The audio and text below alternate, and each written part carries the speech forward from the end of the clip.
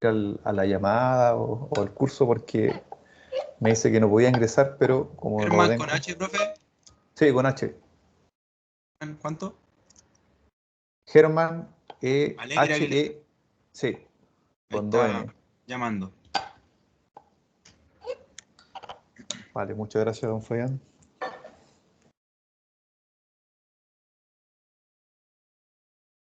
Tenemos que se conecte.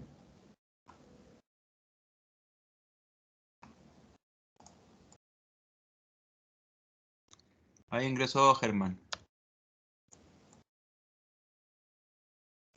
Sí, muchas gracias. De nada, gracias, don Fabián, por ahí la gestión. Entonces vamos a ir con la segunda parte, como habíamos comentado. Germán, que se conectó ahora, hablamos brevemente de lo que era el curso, la introducción, la malla académica, ¿cierto? Esa parte que es un poco más fome. Y ahora vamos a seguir, algo no tan entretenido, pero más importante. Así que estaríamos con la parte asociada a lo que sería la parte más de historia. ¿Se escucha bien o no? Porque de repente me da la sensación que se escucha Sí, muy profe, se bajo. escucha fluido. Sí, lo Ya, hemos seguido todo el rato bien. Al menos yo, no se me ha cortado. Su internet está bueno y el mío igual. Funciona. ya. Bueno, valió cambiarse la pena del VTR. Ya, pues sigamos entonces. Tun, tun, tun. Así está funcionando esta cuestión. Ya, entonces, el primer capítulo o la primera parte que vamos a seguir ahora es lo que se relaciona un poco con la historia de lo que son los puentes. No, no vamos a profundizar tanto en esto, pero igual es interesante conocer algunas cositas de los nombres, conceptos, para que tengamos un poco de conocimiento más allá de la parte de ingeniería. Esta parte de la, como de resumen histórico se engloba en lo que sería definiciones básicas, ¿cierto? Historia, tipología, carga de diseño, norma nacional, extranjera, y estaríamos en la primera parte, que sería historia. Dentro de esto tendríamos que ver un poquito qué es lo que es la definición de puente y cómo ciertas cosas han ido evolucionando a lo largo del tiempo, pero una cosa bien, bien somera, así que es como una parte, como una introducción. Y entraríamos ahora más en la parte de lo que sería definición de puente. Y después seguiríamos más con lo que sería la parte de la historia. Entonces acá nosotros tenemos dos imágenes. Primero es un puente que está en el Reino Unido, que es uno de los puentes más antiguos que se tiene registro, que si no me equivoco se llama Clam Ridge, y es un pedazo de piedra, ¿cierto? Es un bloque de una roca que está dispuesto sobre otras rocas para poder saltar un obstáculo natural, ¿cierto? Que en este caso es una especie de estero o riachuelo. Entonces ya eso ya nos da la idea de que para qué sirven los puentes, para poder saltar obstáculos, ¿cierto? Eso es como uno de los puentes más antiguos que se tiene registro.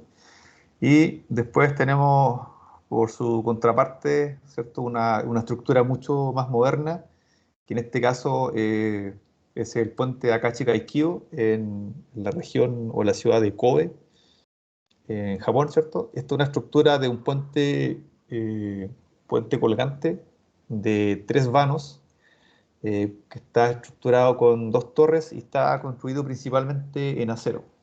Es uno de los puentes, si no me equivoco, hasta el momento es el puente más grande del mundo, más largo, perdón.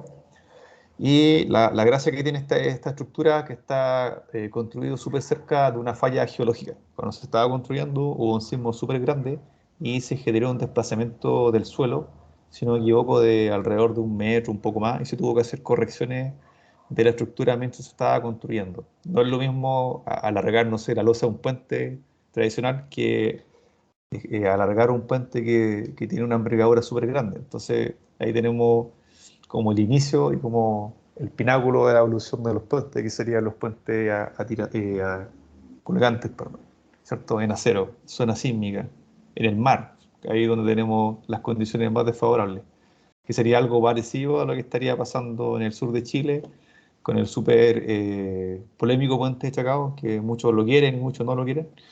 Entonces, son situaciones parecidas, porque zona sísmica en Chile, ¿cierto? Bien para el sur, zona austral, inicio de la Patagonia. Entonces ahí hay cosas interesantes que uno igual puede aprender a pesar de todo. Ya, definición de un puente.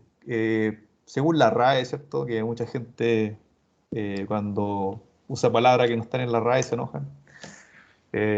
Nos dice qué es lo que es un puente. Entonces, según la RAE, el puente viene de la palabra latina pons o pontis y sería toda construcción de cualquier material, como puede ser piedra, ladrillo, madera, hierro, hormigón, etcétera, que se construye y se forma sobre los ríos, fosos y otros sitios para poder pasarlo. Entonces, es una forma de poder saltar obstáculos.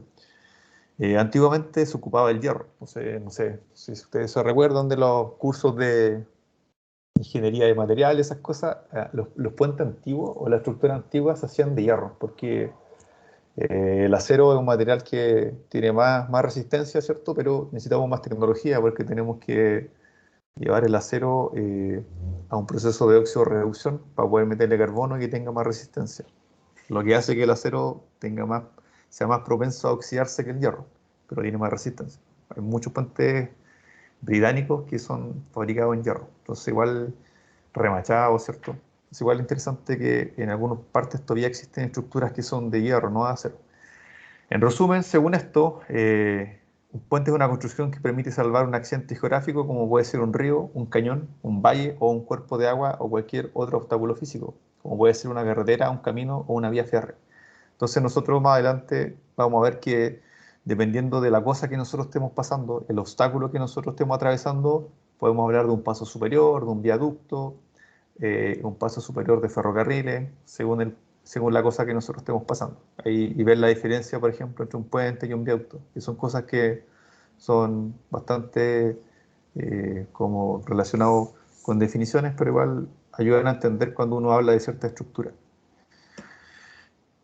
Por su configuración, los puentes constituyen puntos críticos o de paso obligados para caminos de senderos, rutas o vías en donde se encuentren y sin los cuales el tránsito se podría ver interrumpido. Generalmente su construcción obedece a la satisfacción de necesidades estratégicas, económicas, políticas y administrativas. Eh, entonces, como acá bien se dice, los puentes son puntos críticos. Entonces, cuando nosotros hablamos de una carretera o un camino básico, tenemos que tomar en cuenta que los puntos más caros de nuestra red vial siempre van a ser los puentes, que en un tramo, no sé, supongamos que tenemos una carretera de 50 kilómetros, los puentes van a ser los puntos más caros de este proyecto de ingeniería y de construcción, porque son puntos que son críticos, porque si colapsa, la conectividad se ve dañada y se pierde lo que sería la conectividad de los caminos. Entonces, para que ustedes tengan una idea, los puentes tradicionales que son baratos, que no son complejos, andan del orden del valor de, bueno, hace un par de años, entre 25 y 30 millones de pesos por metro lineal. Entonces, si ustedes tienen un puente de 100 metros, les va a costar ese precio, que serían 25 millones o 30 millones por 100 metros. Entonces, es harta plata. Ahora con el tema de la inflación, ¿cierto? La pandemia, la crisis de Europa, los materiales y todo lo que es la importación de materiales está más cara. Entonces, por ejemplo, ahora cuando nosotros hacemos estudios de ingeniería, tenemos que analizar si nosotros vamos a hacer, no sé, puentes con viga de acero o de hormigón. Y como el acero está súper caro y las materias primas para fabricar acero en Chile también, como son algunos combustibles, el transporte se encarece mucho. Entonces, de repente, puede ser que nosotros tengamos un proyecto que no dé rentable porque los materiales son muy caros. Entonces, como hay que analizar entre alternativas de hormigón y acero y ver cuál de esas alternativas, desde el punto de vista del análisis económico, nos da la rentabilidad social para que el proyecto se pueda ejecutar. Porque con todas las crisis que tenemos en este momento, lamentablemente generan estragos en toda la cadena de suministro y hacen que los precios suban. Entonces a veces uno puede estar de acuerdo con algunas cosas, pero al final cuando suben los precios igual. Entonces eso es lo que hay que estar atentos, porque siempre hay consecuencias. Generalmente su construcción obedece a satisfacciones de necesidades estratégicas, económicas y políticas. Si nosotros tenemos un país con una red vial saludable y eficiente, eso hace que nuestra capacidad de transportar mercancías o cosas sea mucho mejor. Entonces, mejores redes viales hace que nuestra economía, en términos de la parte logística y de transporte, sea mucho más eficiente. Entonces, es súper estratégico porque hace que seamos más competitivos que nuestros vecinos. Entonces, nosotros tenemos la facilidad de que Chile es un país súper angosto, entonces llevar las materias primas desde un lugar a otro no es tan grande, sino que, por ejemplo, no sé, si traigo algo de Argentina, llego súper rápido a San Antonio, por ejemplo. Eh, los desafíos los tenemos en lo que sería el transporte longitudinal, que sería de norte a sur, de sur a norte, a través de la Ruta 5 o Panamericana.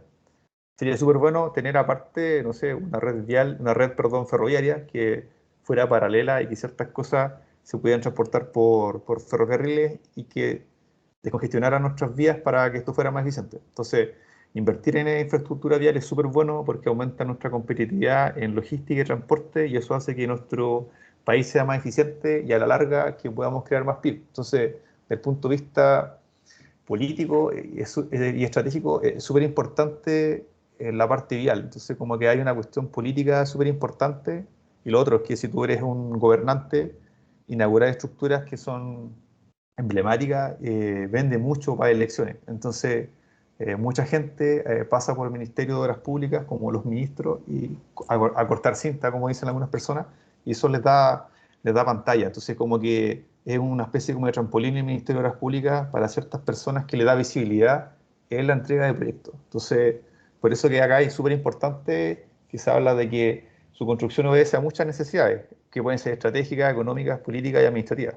Para nosotros, desde el punto de vista de los ingenieros, es súper importante de tener buenos puentes para que nuestra red vial sea eficiente. Entonces nosotros nos vamos por el lado de la optimización, pero por detrás hay otras cosas que son eh, las que nombramos anteriormente.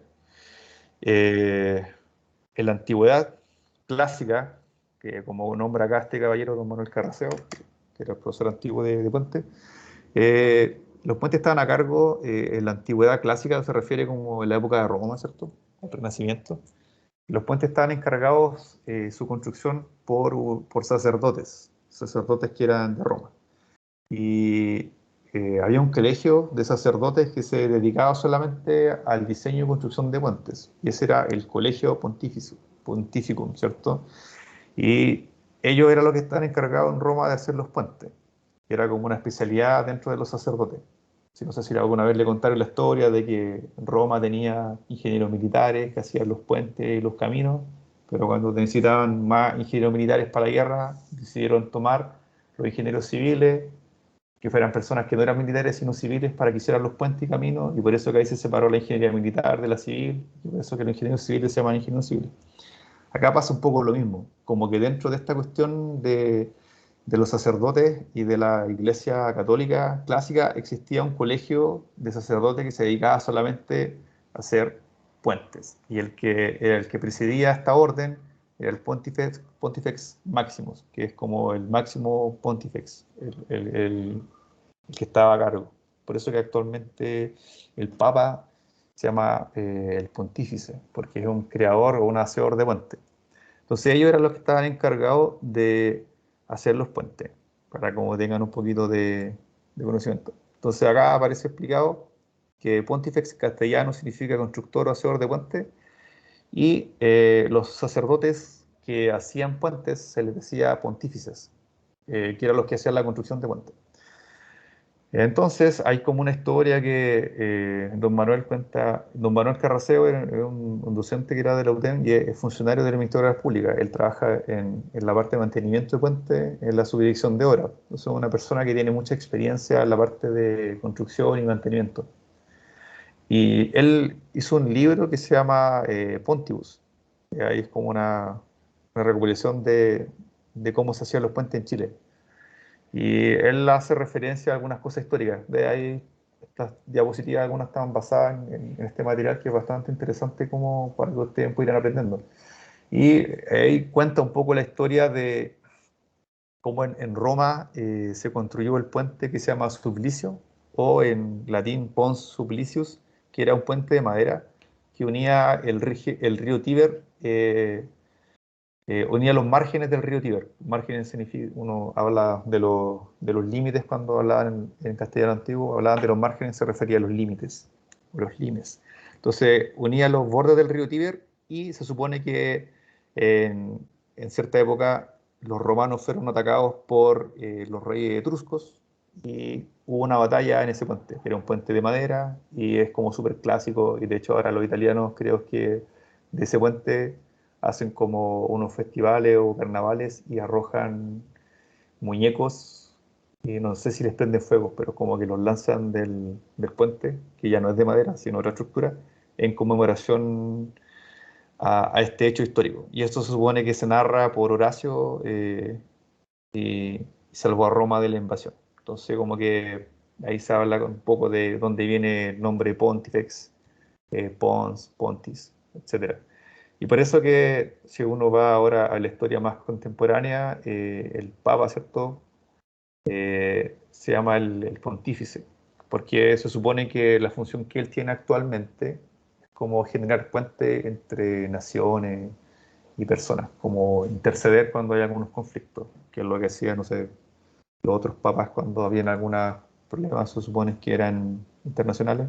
Ellos, como dice su nombre, actuaban como creadores de puentes, no como constructores de muralla, como que es lo que pasa actualmente con algunos líderes. Pero eso es un poquito de historia, ¿cierto? Y eso es como viene el nombre de puentes, pons. También nosotros tenemos, ¿cierto? Nuestra lengua que viene de España, del castellano, y existe el vocablo latino que se llama pons o pontis, que se nos refiere a la palabra que nosotros ocupamos actualmente, que es puente. Y de esta época antigua, de lo que sería la época un poco posterior a la época clásica de Roma, si nosotros nos enfocamos, por ejemplo, en lo que fue a la escena posterior, en lo que sería España, antiguamente conocida como Hispania cuando era parte de Roma, los españoles fueron invadidos por los moros, ¿cierto? Que eran musulmanes, y se generó un poco de una mezcla en el lenguaje. Y hay unos puentes que son súper antiguos y que son famosos, y uno que se nombra acá, que es el puente Trajano, que fue construido, si no me equivoco, por el emperador Trajano, y que antiguamente se llamaba Pons Traiani, que era en honor a este emperador romano, pero después con la invasión musulmana, ellos ocupaban otro nombre para la estructura y se le cambió el nombre al puente de Alcántara, en el río Tajo, en España. Entonces el nombre se fue modificando, entonces eh, hay algunos acueductos y puentes que fueron cambiando de nombre según las invasiones históricas. Y esa estructura súper famosa que es el puente Trajano o el puente Alcántara, porque es una estructura que es súper antigua, que es una estructura en arco, que todavía sobrevive y está funcionando. Entonces, como a modo de historia, para que ustedes tengan noción que hay estructuras de puentes que si nosotros las generamos o las construimos bien, pueden durar mucho tiempo, que es como la idea de toda la estructura en general. Actualmente nosotros estamos regidos por lo que serían las normas de diseño y la vida útil y los periodos de retorno. Entonces, por ejemplo, actualmente en Chile se espera que los puentes tengan una vida útil mínima de 45 años y se considera que más o menos el periodo de retorno de los sismos de diseño se habla que es del orden de 450 a 500 años. Ese es como el periodo de retorno de los sismos de diseño, que es lo que actualmente en Chile sería una de las combinaciones de carga o el efecto que más controla el diseño de puente, el sismo. Entonces, más allá de que nosotros queramos que un puente dure mucho tiempo, tendríamos que aumentar el periodo de retorno. Y ahí eso hace que los puentes sean más caros. Entonces, cuando son puentes que son tradicionales, se puede decir de cierta forma que no se justifica hacer eso. Pero cuando son estructuras que son mucho más caras y que nosotros queremos que tengan un periodo de retorno y una vida útil grande, nosotros aumentamos esa condición de diseño. Antiguamente era como una cosa más de exploración, de ir probando. Aquí está otro acueducto que está en España igual, que es el acueducto de Segovia, que todavía se supone que está funcionando, o sea, no funcionando, pero todavía está la estructura en pie, tiene mucho tiempo, esta fotografía es del 2009. Entonces, más o menos, como ustedes pueden ver cómo ha ido cambiando la estructuración de puentes que son de madera, simplemente apoyados, estructuras súper simples, apuntaladas, puentes simplemente apoyados, que son estructuras de monolíticas, de elementos de roca, a estructuras que son mucho más complejas, que son estructuras de arco, con albañilería, eso es mucho más avanzado. Entonces ahí, para que vean que la ingeniería de esta gente igual era importante en ese tiempo. Pero igual es importante considerar que en estas zonas como España, Europa, Europa Central, existen sismos, pero eh, son de magnitudes más pequeñas, comparado con los sismos que existen en Latinoamérica, en el sector del Círculo de Fuego del Pacífico, como dicen en la tele. Entonces, no sé, no es lo mismo un puente en Chile, en zona sísmica, que un puente en Italia. Sin embargo, tenemos varios sismos en Italia que son de origen volcánico, entonces igual hay una componente ahí que hace que los italianos, de lo que son los europeos, cachen un poco más de sismos que los otros europeos. La norma europea de puente es mucho más permisiva que la que tenemos nosotros o la que tienen los gringos. Ahora, desde un punto más de vista de ingenieril, un puente es una obra construida con el fin de dar continuidad a un camino que se ha visto interrumpido por la presencia de ríos o accidentes geográficos, o pueden ser otros. En el vocabulario corriente de puente se dice que un puente está conformado por una superestructura y una infraestructura. O sea, ya nosotros nos damos cuenta que estamos entrando más en los conceptos que están asociados a la ingeniería, superestructura, infraestructura. Entonces, cuando nosotros hablamos de puente, así como más en la jerga del día a día, uno no dice, ah, voy a ir a ver la superestructura de tal puente. No habla de la super, de la infra, el pilote, la cepa. Palabras que ya uno va cachando. Acá lo dice, la superestructura es el conjunto de elementos estructurales que descansan sobre la infraestructura. Es súper redundante. Entonces, básicamente, super es como la parte superior, ¿cierto? Entonces, en palabras, en chileno simple, la parte de arriba, ¿cierto?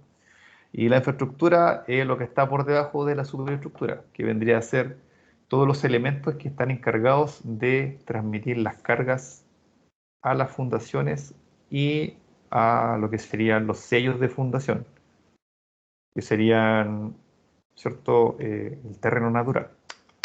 Entonces, cuando uno habla de infraestructura, con la definición que aparece acá, uno podría pensar que son, no sé, lo que se ve de la tierra para arriba y que está por debajo de la super. Pero cuando tenemos fundaciones profundas, los pilotes, ¿cierto? O las pilas de fundación también son parte de la infraestructura. Entonces, eso hay que tenerlo claro. Entonces, hay algunos conceptos que a medida que avanza el curso uno los va digiriendo mejor y se van explicando de una forma mucho más práctica, con imágenes y esas cosas. Entonces ahí, de nuevo, haciendo lo que sería el resumen, Clanbridge, no sé cómo se pronuncia eso, White Collar, en un poblado de Lancashire, se encuentra en el que hoy es considerado el puente más viejo del planeta, el que le estaba mostrando al comienzo, que es el Clanbridge, que es un puente que está construido por un bloque monolítico de roca y que tiene aproximadamente 10.000 años de antigüedad. Eso, si no me equivoco, era como del neolítico, parece. Y ustedes pueden ver que en esa época ya las personas tenían la suficiente inteligencia o ingenio para hacer construcciones avanzadas. O sea, hay que pensar que había, no sé, algunas civilizaciones que no conocían la rueda, como algunas civilizaciones que eran pre-incaicas y que hicieron avances súper grandes para poder mover estructuras. Entonces, un bloque de roca no lo podéis mover a pulso, tenéis que utilizar ingeniería. Entonces, tenéis que usar palancas, tenéis que usar polines para colocar debajo de la roca y ir desplazándola. Entonces, si bien parece algo súper simple como tomar una roca y ponerla acá, el hecho de que esta estructura sea, por lo que da a parecer, da a entender, serían como, no sé, unos 2 metros de largo, un poco más, un poco menos.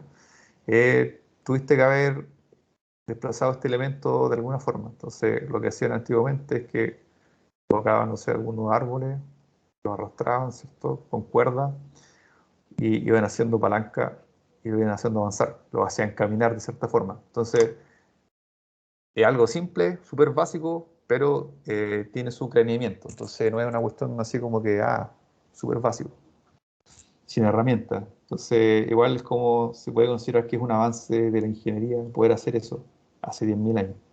Entonces, es importante tener eso en consideración.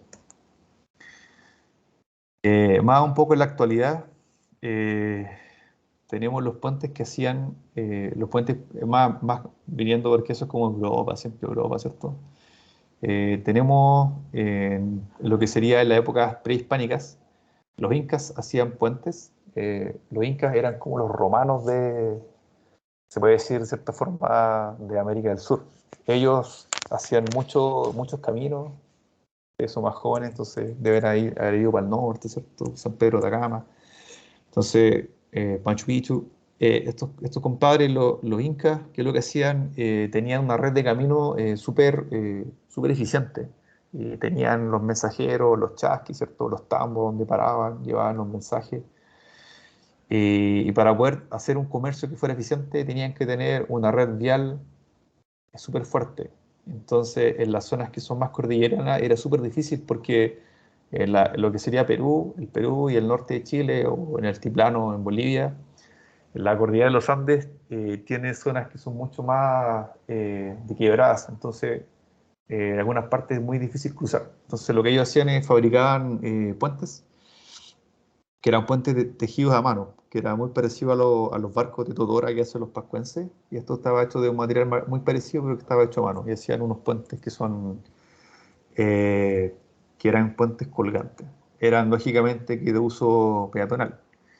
Entonces, todavía existe esa tradición de estos puentes que son puentes orgánicos, se puede decir, que son de material vegetal, que todavía funcionan. Entonces, acá se muestra como a modo de referencia un puente que tiene 600 años de antigüedad, pero que está tejido a mano, pero que todo año se tiene que reparar. Entonces hacen como una metodología de reparación de esta estructura, que todos los años la van cambiando y la van tejiendo de nuevo. Entonces, como que se supone que durante 600 años este punto ha estado conectado a través de este puente colgante o pasarela peatonal de material orgánico. Entonces, es súper interesante ver que inclusive en la América prehispánica ya existían estos conceptos de poder trabajar con puentes y puentes que eran de materiales que son materiales orgánicos que uno piensa que tienen poca resistencia.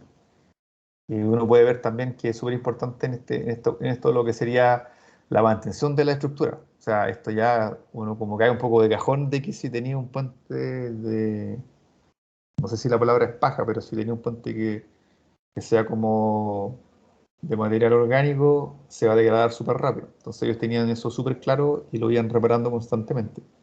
En Chile, desgraciadamente, o en Latinoamérica en general, la cultura de mantenimiento no es tan fuerte, por un tema principalmente de gestión y de lucas, de plata, porque mantener la estructura es caro. Entonces, por lo menos en Chile, una de las cosas que siempre se le recalca de los otros países de Latinoamérica es que Chile tiene planes de mantenimiento de carretera y de estructuras que son importantes. Entonces, si bien Latinoamérica en general hace poca mantención, Chile como que dentro de los países latinoamericanos es uno de los que invierte más en mantenimiento de la estructura y tiene planes de conservación de caminos.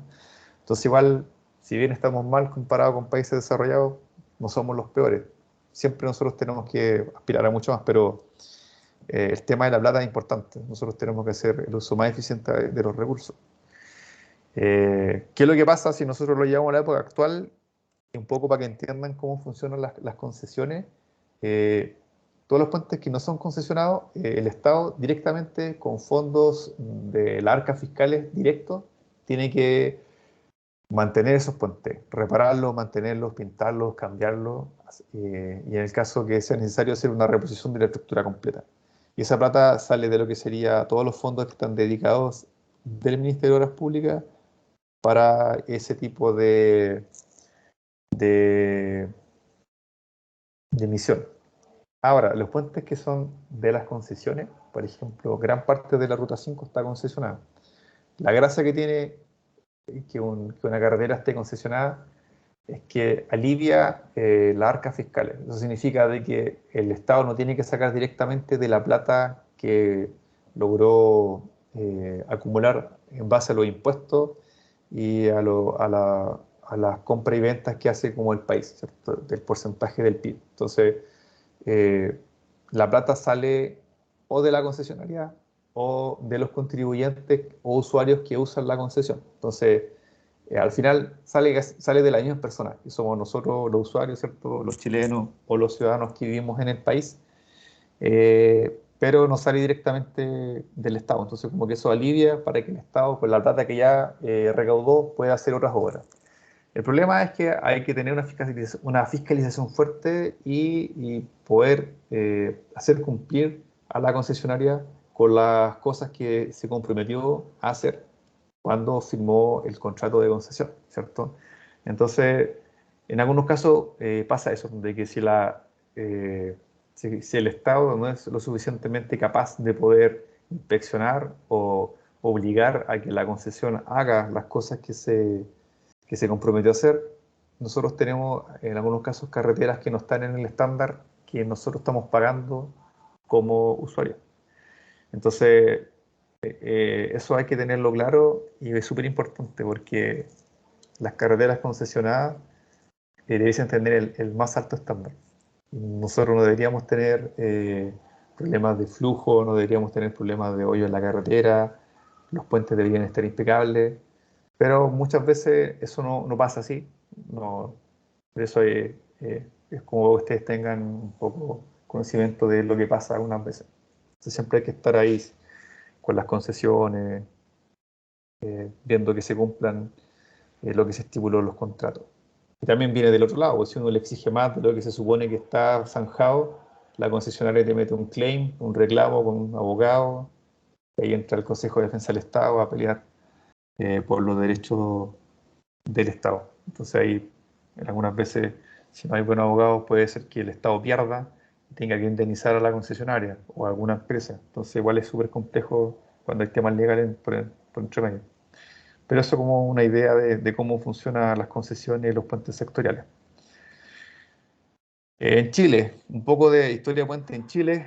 Nosotros tenemos una de las estructuras más grandes que se inició en Chile al inicio de lo que sería como país más después de la colonización de España, sería el puente Calicanto. Entonces, antiguamente no habían alcaldes ni presidentes, tenían algunos cargos que, no sé, en este caso corregidor, en este caso Sañartu, fue el encargado de entregar a tránsito el puente Calicanto, que ya ahora no existe, pero hay una estructura que está sobre ese puente antiguo, eh, que era un puente que tuvo una longitud aproximada de 110 metros y una altura de 10 metros, y se localizaba sobre el río Mapocho. La ubicación que tiene este puente fue estratégica porque necesitábamos sacar roca, necesitábamos sacar cal para poder hacer la construcción. Entonces, este puente, el Calicanto, su ubicación se puso cerca de lo que sería, si no me equivoco, se llama Cerro Blanco, donde hay una cantera de roca para poder hacer todo lo que sería la mampostería de la estructura.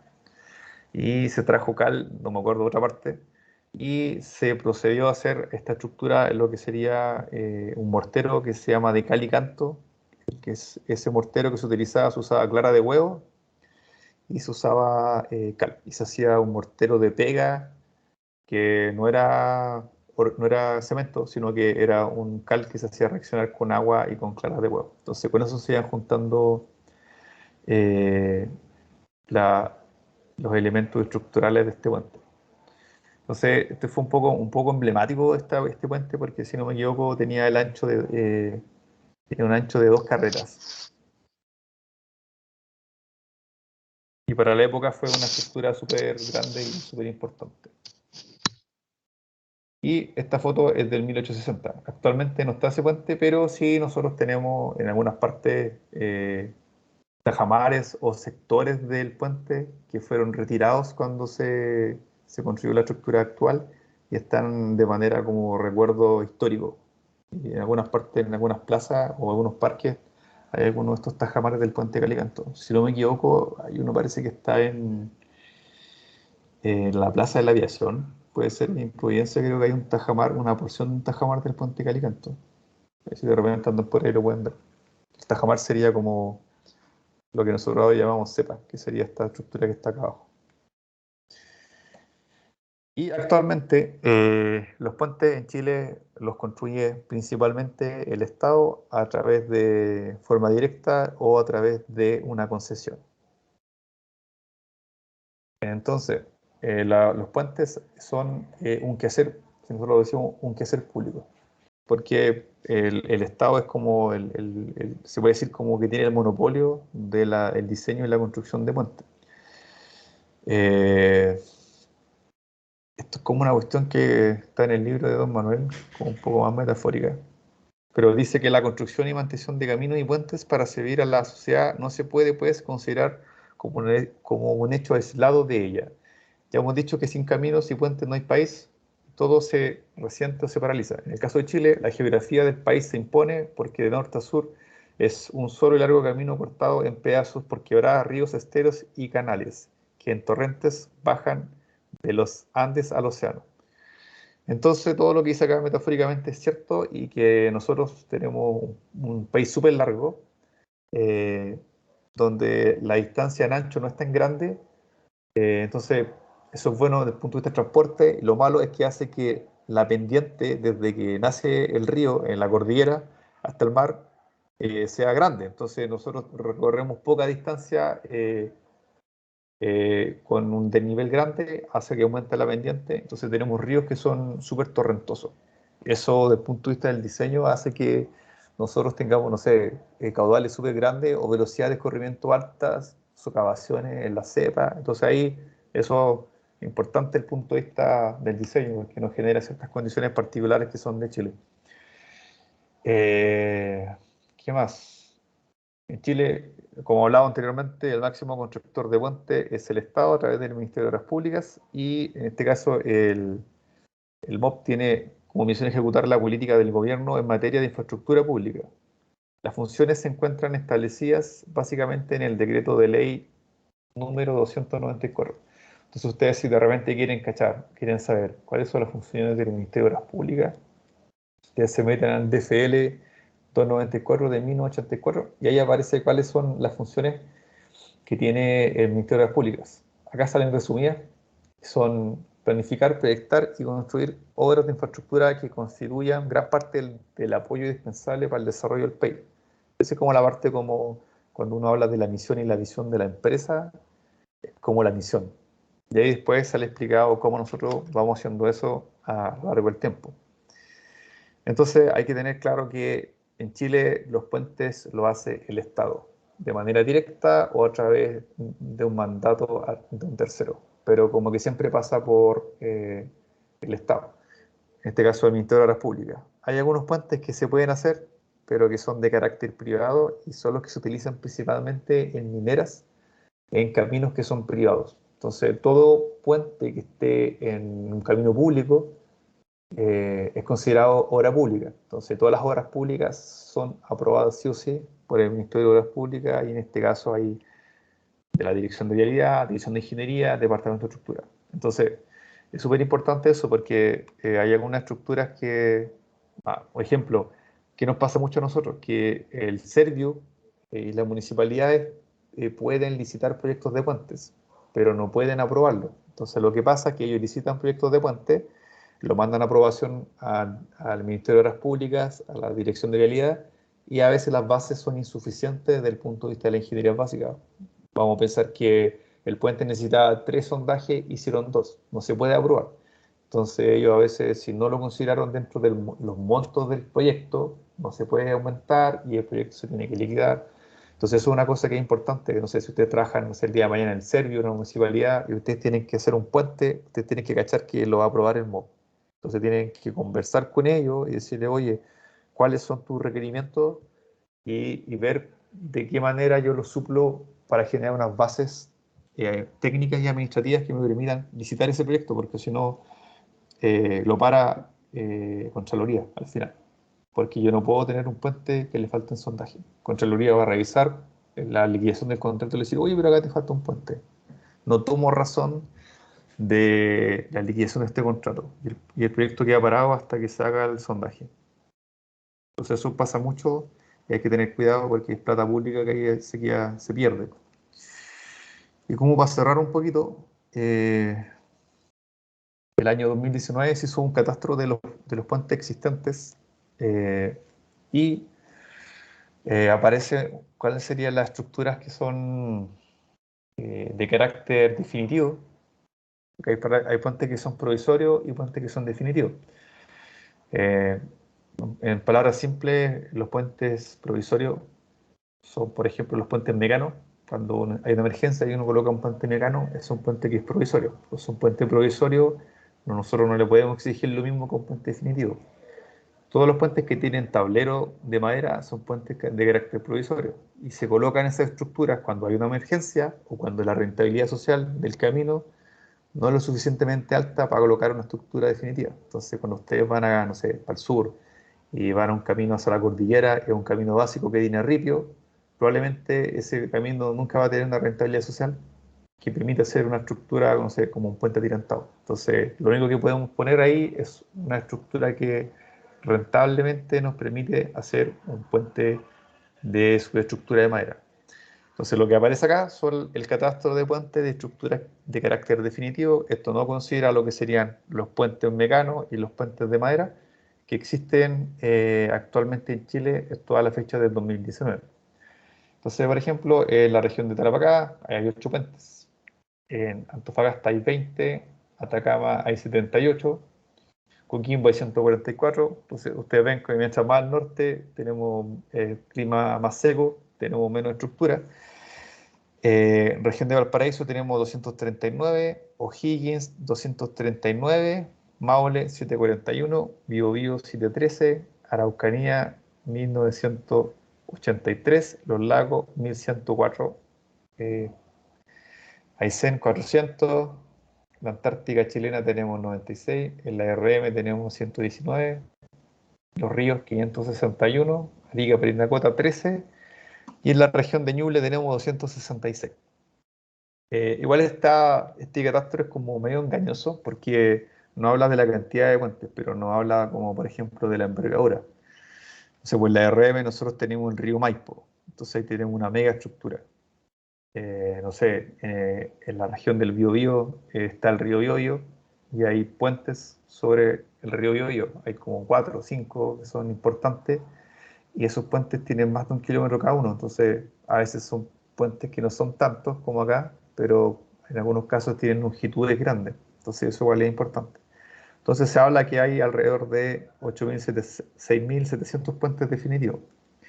Y ahí aparece más o menos cuál sería la incidencia en relación con el total nacional. Entonces, Araucanía tiene el 29%, Biobío el 10%, Los Lagos tienen el 16%, Antofagasta tiene el 0,3%, Atacama el 1%, Coquimbo el 2%, O'Higgins tiene el 3%, Maule tiene un 10%, súper importante.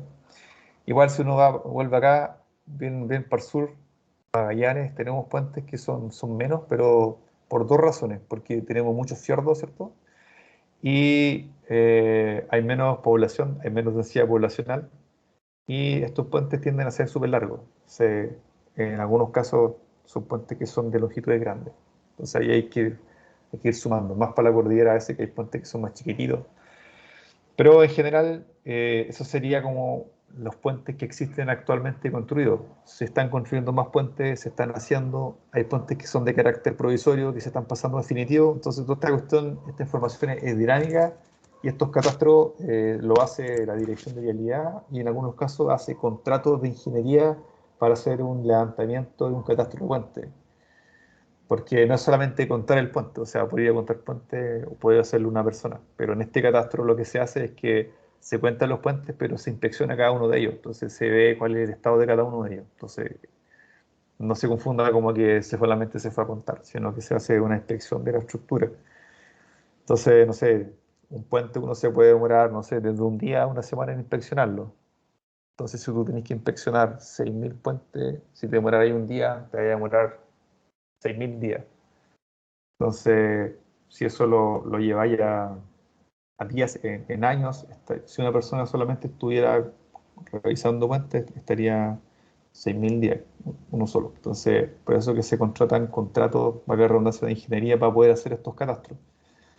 Se hacen vuelos con dron, vuelos LIDAR, en algunos casos puentes que son más emblemáticos. Nos tocó el caso de ver un escaneo láser en un prototipo que hicimos en el Puente Colorado, en el Cajón del Maipo, la ruta G25.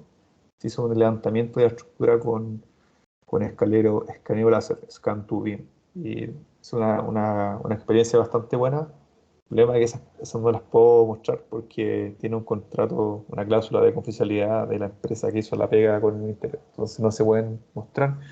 Les puedo contar, pero se hacen cosas interesantes. Y eso en términos generales, lo que sería la parte de historia de Puente, como parte inicial. Si no, no me equivoco, nos pasamos un poquito en el tiempo. No sé si tienen alguna duda, pregunta, consulta, acotación. Profe, yo tengo una duda, pero es como un poco más puntual. En el término, yo sé que mostró harto sobre de Pontibus, del profesor, o sea, bueno, yo no sé si es profesor ahora, pero de don Manuel Carrasco. De Manuel Carrasco, sí. Claro, ese libro se puede encontrar en algún punto, porque lo intenté buscar mientras estábamos en clase y no lo encontramos en ningún lado. Entonces quisiera saber si hay algún punto donde se pueda encontrar o si usted lo tiene por ahí, si nos pueda compartir o si tengo que ir a comprarlo en algún punto en particular. Voy a consultar porque a nosotros como que nos pasaron algunas fotocopias de partes del libro. Yo entiendo que él sacó ese libro, hizo una edición y tú lo podrías comprar. Pero ya no sé si quedan ediciones para la venta, porque no sé, igual es caro hacer libros, entonces no sé si eran muchos.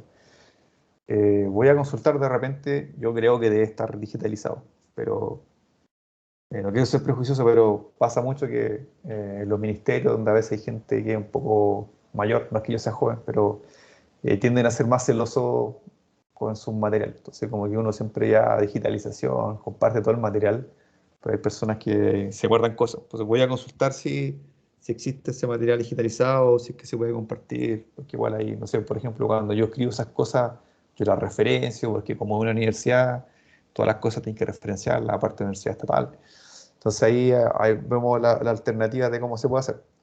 Por ejemplo, y apuntando a tu pregunta igual, no sé, de repente hay material interesante que yo no les puedo compartir porque tiene derecho de autor. Por ejemplo, la norma ASHTO, tú tenéis que comprarla, entonces yo no se las puedo subir a ustedes, no sé, a RECO, porque la universidad se puede llevar una sanción, ¿cachai? Entonces, como que de repente hay cosas como que yo les puedo decir, mire, chiquillos, búsquense esta norma. Esas cuestiones siempre están en esas páginas de ingeniería, cuando tú lo aprendes, no sé, etcétera. Pero pasa que a veces uno no puede compartir como en las plataformas que son de la universidad. Pero yo creo que tiene que estar. Ya, profe, le agradezco igual cualquier gestión que pueda hacer. Sí, no se preocupen. Cualquier cosa igual, de repente uno, sé, uno está cansado hasta ahora. Si de repente le surge una duda después, me pueden mandar un correo. Y ahí cualquier cosa que ustedes vayan teniendo inquietudes, mandan un correo nomás. Todavía no estoy en el Teams, pero igual los chiquillos el semestre pasado las dudas las escribían por el chat del Teams, en la misma clase, o mandaban un correo. Creo que Reco no es tan amigable para mandar esos correos, pero parece que igual se puede. El material se supone que uno lo va subiendo a Reco y a veces yo igual lo cargaba en Teams. Entonces estaba en las dos plataformas. Como que en Teams queda todo el material así como estructurado en carpetas, es más fácil.